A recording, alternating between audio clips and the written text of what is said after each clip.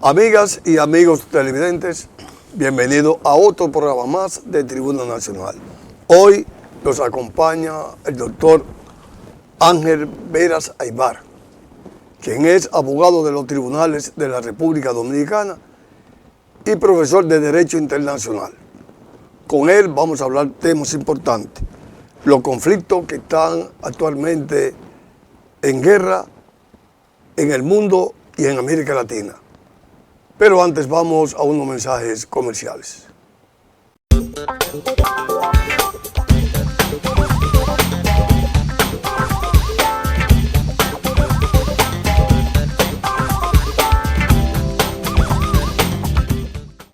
Doctor Veras Aybar, bienvenido a Tribuna Nacional. Gracias, un placer estar aquí con ustedes. Usted que es un experto en Derecho Internacional, el conflicto entre Rusia y Ucrania. Parecería estar medio congelado, digamos, porque hace varias semanas se veía como un elemento de primera conflicto Rusia y Ucrania. Y en las últimas semanas, al parecer, no hay esa intensidad de difusión de noticias sobre ese conflicto. Posiblemente por la naturaleza del mismo. Y lo que fue también la intervención un tanto abrupta del presidente de Estados Unidos, Donald Trump, de que terminaría esa guerra en semana. Ocurre que hace diversos contactos. Él va a un estado norteamericano, Alaska, se junta con Vladimir Putin y parecería que no llegaron a cosas concretas. Dijeron que todo caminaría, que avanzarían las negociaciones, pero el asunto no le dio término al conflicto.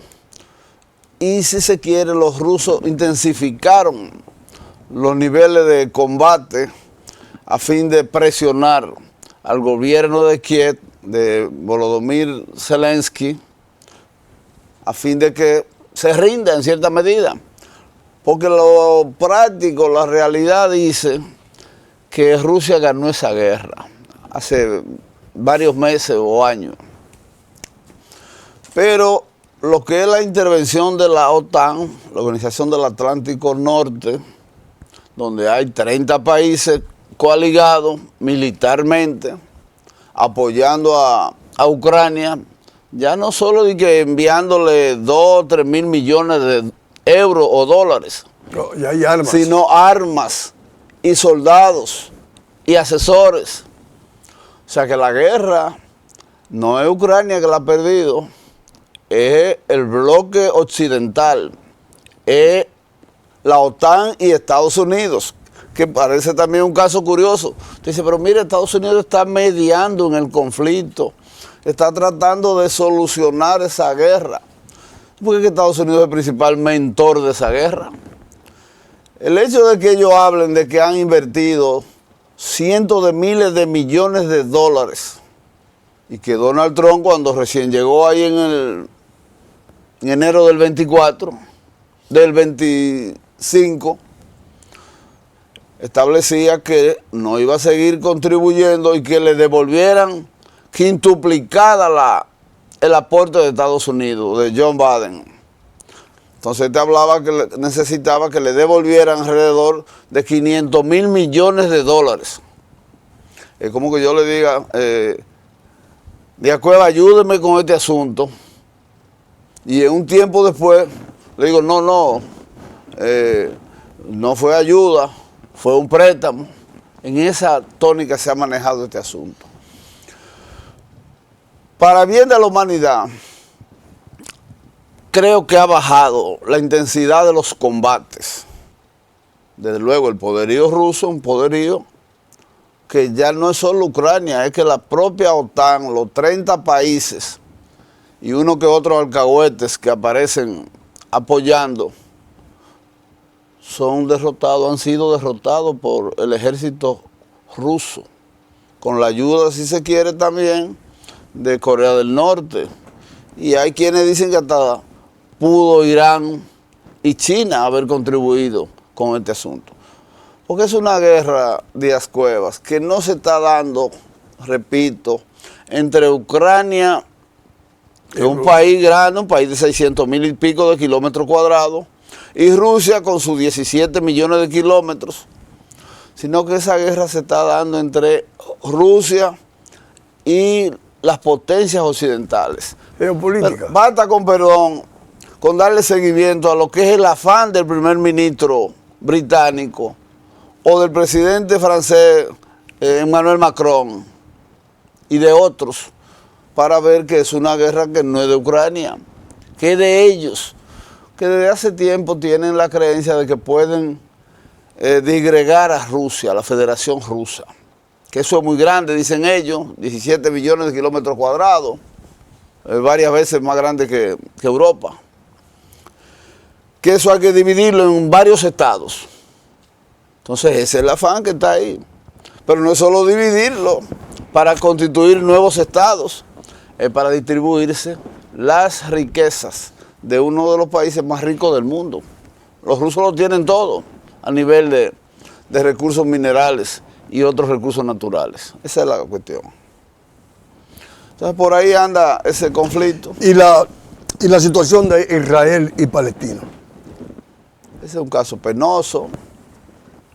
Todo lo que creemos en el humanismo, en la confraternidad, en la solidaridad humana, no tenemos más que sentirnos acongojados, tristes, con esta desgracia que está desarrollando este Estado sionista. Un Estado o una nación que fue víctima de una masacre por Adolfo Hitler en la Segunda Guerra Mundial.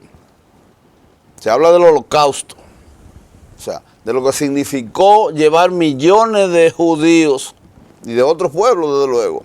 Los rusos perdieron 27 millones, pero Israel perdió alrededor de 6 millones, que no era un país o una nación tan grande. Y eso no le ha valido a este criminal Netanyahu. de Benjamín Netanyahu para entender que él debe parar esta masacre. Un hombre que estaba casi al borde de ser procesado penalmente por corrupción en su gobierno en Israel. Entonces desata esta guerra, se dice que lo del 7 de octubre de Hamas hacia Israel no necesariamente es obra de Hamas, que pudo haber sido una especie de autogolpe de los israelíes con tal de desarrollar esta estrategia de apoderarse totalmente del territorio de Hamas y de Cisjordania. Usted dice, pero ¿cómo que anda la humanidad entonces? Este criminal corrupto, de buenas a primeras, está imponiéndole a un pueblo casi su desaparición. ¿Por qué no quiere comparecer ante la justicia israelí, que lo va a sancionar? Independientemente de la falla que ellos tienen, ellos son capaces de procesarlo, independientemente de que este hombre aparezca como un héroe. Porque todo lo que va contra los palestinos, que es el peligro de los israelíes, es una acción heroica. Pero esto no es una acción heroica, esta es una acción de genocidio, crimen de lesa humanidad, que tendrá que responder por eso. Pero ¿qué ocurre ahí también? Y parecería irónico. O que usted se encuentra con el señor Donald Trump diciendo que va a resolver, va a traer la paz en el conflicto ruso-ucraniano, pero esa guerra o esa matanza son los norteamericanos que le están desarrollando. Israel no fuera nada si no recibe el apoyo de los Estados Unidos. Y el mejor ejemplo es el siguiente. Intentaron destruir la capacidad atómica de los iraníes. 12 días de guerra, como usted sabe, igual que todos. Y lo cierto es que Israel no es verdad que pudo cantar victoria. Israel salió, si se quiere, humillado de su conflicto con Irán. puede tener mayor capacidad aérea, pero usted no le basta con tener dominio aéreo, gran capacidad aérea. Usted tiene que bajar a tierra a buscar el resultado. Entonces, al bajar a tierra parecería que los iraníes le probaron a los israelíes que eso tenía su término, su stop, y se lo pusieron. De ahí que no es raro que aparezca a los 12 días Donald Trump y Estados Unidos diciendo que paren eso. No es porque le tiraron a la base militar de Qatar, de Estados Unidos. Es que vieron los norteamericanos que por el camino que iba ese enfrentamiento entre Israel e Irán, Irán terminaba ganándole la guerra. Porque no se trata tampoco de un país chiquito, ni de un país con poca tradición militar. Se sabe de historia elemental que lo que hoy conocemos como la República Islámica de Irán es la continuación de lo que fue el imperio persa, de hace 3 o 4 mil años. O sea, que no es una nación que apareció ahora, que se está improvisando. No, ahí hay toda una tradición de guerra, si se quiere. Y ese conflicto, volviendo un poco atrás, entre Israel y los palestinos, tendrá que desembocar, independientemente de que se ve que la destrucción casi es total, tendrá que desembocar en la retirada de Israel y en lo que es el cumplimiento de la resolución de la ONU de 1947, que estableció la existencia de 2 estados, uno en lo que ocupa Israel y otro en lo que es o que ocupa Palestina, porque en sentido general todo eso es Palestina. Israel es un país ocupante, independientemente de que algunos fanáticos religiosos vinculan esto con la divinidad, y entonces pasan a decir que no, que esa es la tierra prometida y que en consecuencia Israel debe ganar. Ellos están de acuerdo, muchos cristianos o judaicos están de acuerdo con esa masacre. Ahí van 64.000 muertos casi, más de 3.000 niños, ancianos, sin que hayan esos grandes combates. Usted dice, bueno, hubo una agresión, una supuesta agresión, el 7 de octubre del 2023, que dio origen a esto. Pero eso no puede tener un precio tan grande. Lo que pudo haber sido tal vez una provocación o atrevimiento de parte del grupo Hamas, no puede dar lugar a llegar a matar, a asesinar alrededor de 64.000 seres humanos. ¿En nombre de qué Dios? ¿De qué divinidad? Yeah. Doctor Vera Saibar y amigos televidentes, vamos a unos mensajes comerciales para luego seguir con esta interesante entrevista con el doctor Ángel Vera Saibar, quien es profesor de Derecho Internacional y abogado de los tribunales de la República Dominicana.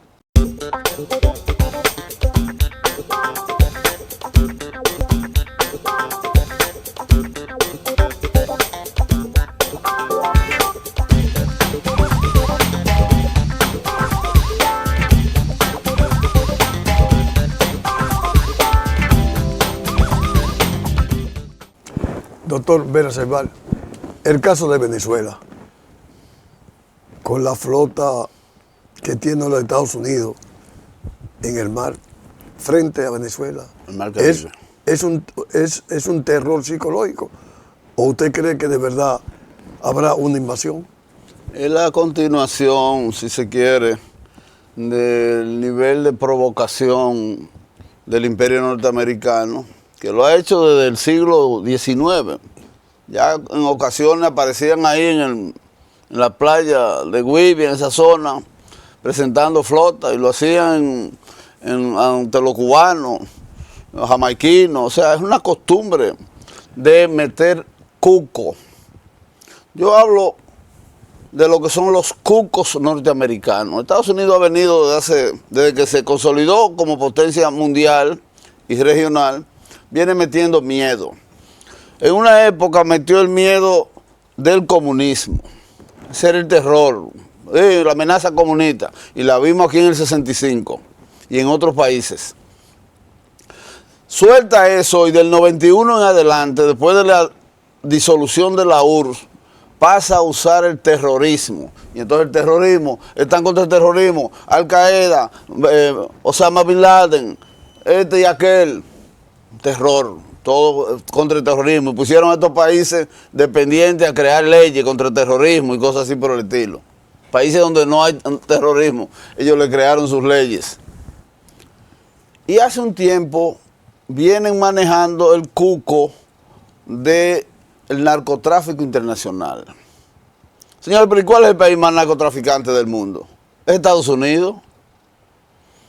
Es ahí donde millones y millones de gente tienen que usar su sustancia tóxica para enajenarse mentalmente.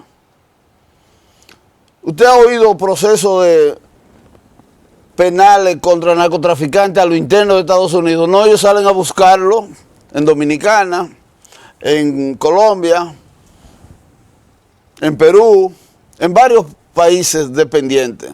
Salen a buscar esos narcotraficantes y tienen leyes de extradición.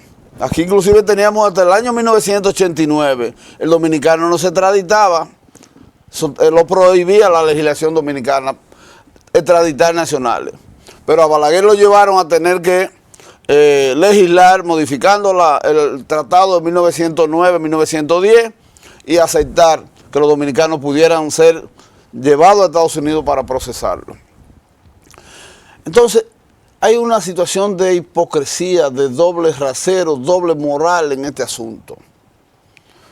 El país consumidor de droga por excelencia es Estados Unidos. En consecuencia, ahí es que se trafica con droga de verdad. En el caso de Venezuela, que le tienen el cuco del narcotráfico, Venezuela no aparece en el informe de la ONU entre los países donde se maneja el problema del narcotráfico. Aparecen estos otros países. Entonces, ¿por qué cogen a Venezuela? No, lo de Venezuela es un problema de que su gobierno ha decidido caminar un sendero de autodeterminación, de soberanía, de no dejarse arrigonear por la potencia norteamericana. Estaban acostumbrados a manejar títeres, a manejar gobernantes, que eran una especie, más que presidentes, eran capitanes generales de colonia. Se encontraron con Hugo Chávez del 99 a esta parte, que le dijo, no, nosotros somos un país soberano, con nosotros no, vamos a manejar relaciones de reciprocidad diplomática, de amistad, de convivencia pacífica, pero no, arigonen. Entonces vienen con este asunto ahora, metiendo cuco, y llegan a una masacre, tengo entendido que fue lo que hicieron con los 11 pescadores que asesinaron en una embarcación. Pero ya son 3 lanchas. Ya, sí, a otra. Pero ¿qué ocurre, distinguido comunicador? Que hoy día también se pueden manejar con la famosa inteligencia artificial escenas en las que usted cree que es verdad lo que le están diciendo. Lo de los muertos fue real, lo de los 11. De los otros puede haber hasta inteligencia artificial en juego. O sea, el mundo está por esas vías. Venezuela, los gringos lo van a pensar 2 veces, intervenir militarmente a Venezuela, porque les repito que una cosa es usted por la vía aérea y hasta con misiles balísticos o de cualquier otro tipo de arma moderna, agredir a una nación, hasta meterle un bombazo al palacio de gobierno de cualquier país, pero usted tiene que bajar a tierra. Lo que le decía ahorita de Israel, tiene que bajar a buscar los resultados a tierra. Entonces en Venezuela ellos se pueden encontrar con un territorio de 917.000 kilómetros cuadrados, casi 1 millón de kilómetros cuadrados, caben posiblemente 18 o 16 repúblicas dominicanas dentro de Venezuela. O sea, no estamos hablando no es Panamá, no es Dominicana. Es un territorio inmenso, si se quiere, en esta región. Pero usted tiene ahí, desde el punto de vista subjetivo, político, ideológico, usted tiene una unidad cívico-militar. O sea, no es que no va a encontrar unos improvisadores, una unidad cívico-militar en la que esos soldados según han dicho, falta esperar los resultados, tienen la disposición de enfrentar al invasor. Esto va sumado a una milicia. Yo la vi en el 2019 y en el 20 yo estuve en Venezuela y pude ver que es real lo de la existencia de la milicia. O sea, que no es que gente que van a agarrarnos, no, gente con niveles de entrenamiento.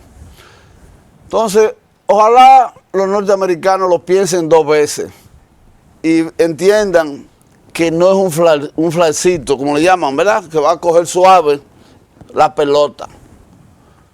Porque ellos no están en condiciones tampoco de estar pretendiendo de grandes guerreros mundiales. En el 2021, usted recordará cómo salían de Afganistán humillados. Esa derrota recibieron, ya la habían recibido en Somalia y en otros lugares, en Irak, que era si o no, Estados Unidos tuvo que salir de Irak, aunque digan que tienen una base todavía. Estados Unidos no está en su mejor momento, porque a lo interno también, el presidente Donald Trump, todo el mundo se sorprendió de que volviera a ser gobernante después de estos espectáculos de 34 procesos penales. Ahora mismo tiene el caso de Jeffrey Epstein, que se cree que es uno de los mayores casos más resonantes o dado a la perversidad. Y entonces el nombre de Donald Trump está metido ahí. Están haciendo esfuerzos de que no aparezca como tal, porque eso daría lugar a que el hombre sea procesado. En el Congreso Nacional, en la Cámara de Representantes norteamericana, hay una moción para autorizar que esa documentación se haga pública. Y hay ya 206 firmantes, representantes firmando, de 208 que se necesitan. Son de las cosas que no nos llegan a nosotros, porque nosotros manejamos la prensa occidental, y es lo que diga CNN, Mundo, El País, etcétera. Entonces el que no sale a escudriñar no encuentra estas informaciones. Pero Donald Trump está expuesto a ser procesado. Por eso le digo, hasta dónde si usted en su casa tiene tanta debilidad, usted va a salir de bravucón al vecindario. Entonces yo te pregunto, ¿y el papel de la ONU cuál es? La ONU, ya lo he dicho en varias ocasiones, es una entidad en estado de mortandad. La ONU está agonizante desde el mismo momento en que Estados Unidos comenzó a reducirle fuerza a UNESCO, a la FAO, a UNICEF y los organismos que conocemos que le sirven de sostén a este organismo universal. La ONU, si existiera, debió emitir resolución parando la masacre de Israel en Palestina. Y la misma guerra entre Rusia y Ucrania pudo detenerla. Y esas provocaciones de Estados Unidos contra Venezuela y otros países, pudo la ONU detenerla. Pero se ha roto, lamentablemente, se ha roto el orden mundial que se estableció en 1945, al término de la Segunda Guerra Mundial, y el mundo está en desorden. Por eso nosotros escribimos un ensayo que publicamos hace un tiempecito, bajo el título de La no intervención y el reacomodo mundial. O sea, no hay respeto por el principio de no intervención y el mundo se está reacomodando. Por suerte que la humanidad, como todos los seres vivos parece, tiene lo que se llama el instinto de conservación. Y ese instinto de conservación ha surgido el BRI, que es el bloque económico, pero también parecería militar, entre Brasil, Rusia, India, China y Sudáfrica, que se le han sumado otros países fuertes también, y va a hacer que la humanidad tenga que girar necesariamente, se reacomode el mundo actual.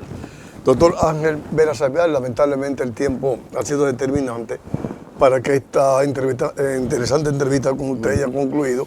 Sin embargo, te doy unos cuantos segundos o minutos para que tú te despidas de los televidentes, tanto de aquí como fuera del país. Nada, seguir diciendo que el mundo está ante una seria amenaza en lo que la civilización que conocemos actualmente podría desaparecer si no se actúa rápidamente. Para esto, para detener esto, se precisa que los pueblos del mundo se levanten y en las calles, plazas, escuelas y en todos los lugares posibles se diga que hay la necesidad, la urgencia de la paz mundial. El término básico hoy día es paz, paz. Amigas y amigos televidentes, hoy estuvo con nosotros el doctor Ángel Veras Aybar. A ustedes, como siempre, les damos las gracias y yo espero que estén conmigo en otro programa más de Tribuna Nacional.